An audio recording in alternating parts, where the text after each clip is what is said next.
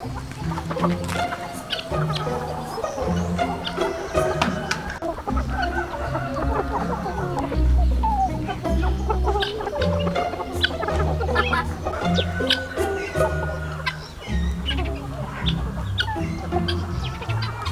say that blood is thicker than water. Well, it looks like in chickens, that's not particularly true. I believe in chickens we would say, if we grow up together, you won't be able to separate us by any means. 5 months ago, I decided to start rearing some guinea fowls because I picked interest in raising guinea fowls. So I went to a farm that raises guinea fowls and I bought 11 eggs.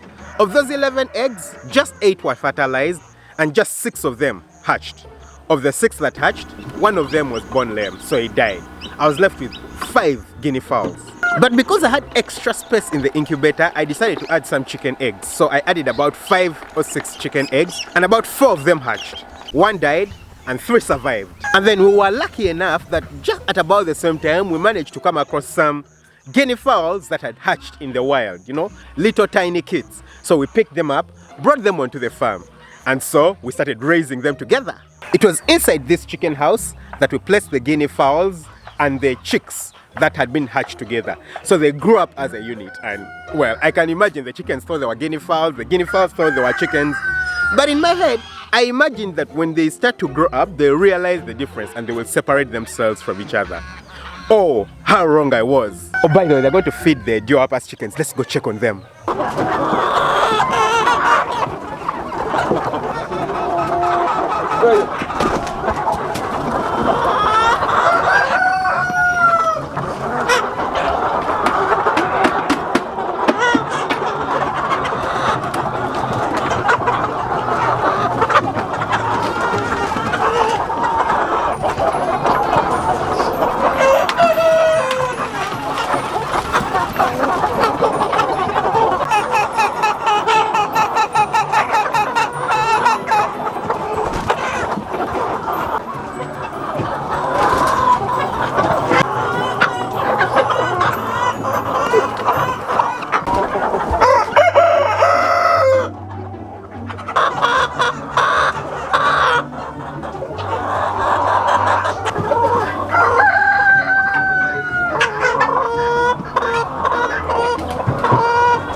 The rest of the free-range chickens and our white chickens haven't yet been fed. So, of course they are free-ranging, but they seem to be really, really anxious. They want their food. You can see them on the wheelbarrow, yeah? So, we've prepared their water. We're going to be giving them their water, and after that, it will be their feed.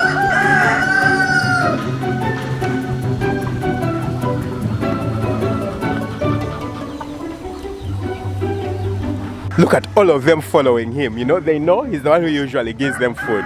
So they're excited. Do they call it excitement? Or they're hungry? Just look at that, guys. Look at that.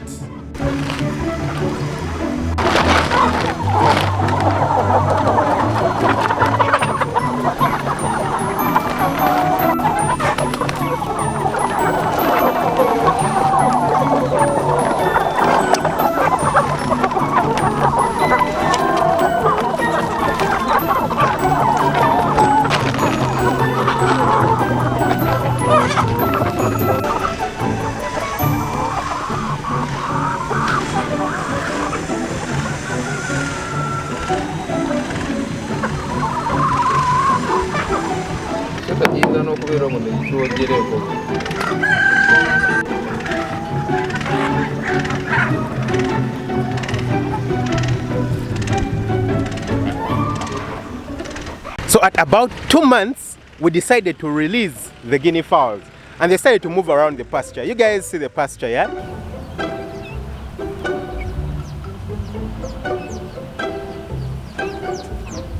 And guys, they loved it. They loved it. The guinea fowls never love to stay indoors. You know, they have wings and they can fly, and that was one of the problems. So for the guinea fowls that were, you know, more local, the ones that we got from the wild, we decided to cut off their wing feathers. You know, just cut them halfway. That way they don't fly away, because we noticed they had started flying onto the top of the building that we had here. The more domestic guinea fowls, those we didn't cut the feathers because we know and we were told, and I'm certain that they can't fly away because they have grown up and they haven't flown away. Well, one day I decided to separate the chickens from the guinea fowls. So I left the guinea fowls indoors and I got the chickens out, 2 of the little chickens.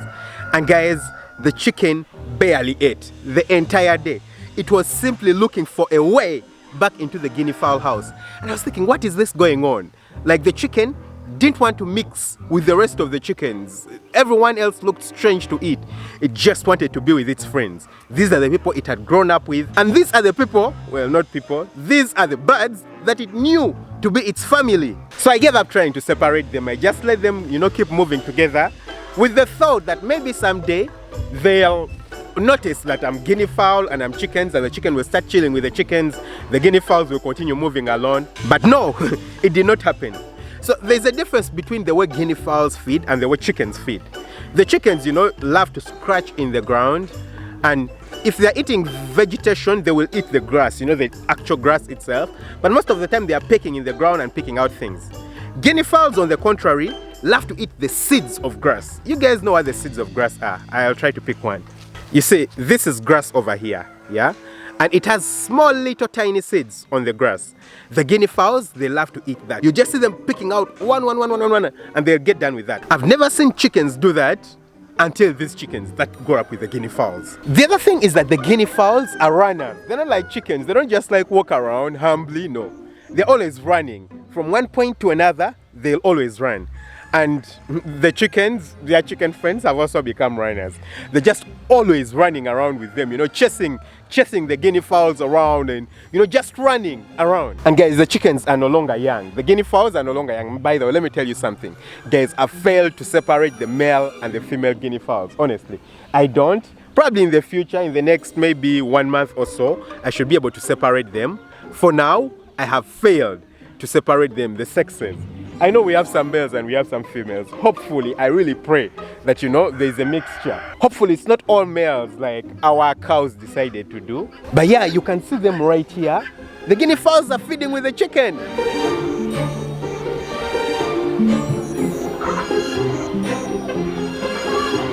And guys, one of the chickens is a cock and the other one is a hen. But of course, the guinea fowls won't mate with the chicken. I don't think the cock will mount the guinea fowls. Certainly it won't. The cock is actually still quite young, so it's not mounting yet. It has grown up, you can see. It's a youth. It's probably around 17 years in terms of human age. But the bond that the chickens have with the guinea fowls is amazing. They just won't be separated. And guys, the interesting thing is that the guinea fowls actually don't like chickens, for some reason they don't seem to like the chickens. They're always chasing the chickens around. Every time we release our dual-purpose birds that are inside here, it's not uncommon to see the guinea fowls busy chasing the chickens. Interesting. You can see the goose, it has come by. By the way, guys, the goose is very, very good at chasing. This is not a goose, it's a gander. This is the male, yeah? This gander is very, very good at chasing the guinea fowls and the chickens. I don't know, just don't want anyone close to it. Besides the geese, of course. And guys, the geese are incubating. Let's go check on them. Yeah, guys, here we are with the geese. You can see this is one of the geese here incubating the eggs. You can see her. So she's making some noise. I'm sure the gander is going to hear and come along. He doesn't want to have anyone distracting them. So I know he's coming along. He's running, coming here. I won't go away though. I want to show you guys the other one. So the other goose is up there. So that one has been incubating for over 21 days right now. I'm imagining that by the end of next week, we should have some goslings. This one has been incubating for just over 14 days, maybe 15 or 16 days. So this one still has about 2 weeks to give us any goslings, yeah? So guys, I'm really, really excited. Really, really excited. And you can see, like I said, the gander came along, came chasing. You can see him over there. I'm really excited. I hope that they will be able to hatch. I've had some of you guys complain and saying, hey, why did you place the geese there, What happens when it rains and all that kind of stuff? Guys, I'm sure that won't be a problem. These birds, for example, the guinea fowls that we picked up had been hatched in the forests. All the guinea fowls that are around the farm, the wild ones, they hatch in forests. They don't have shelters, they don't have warm places.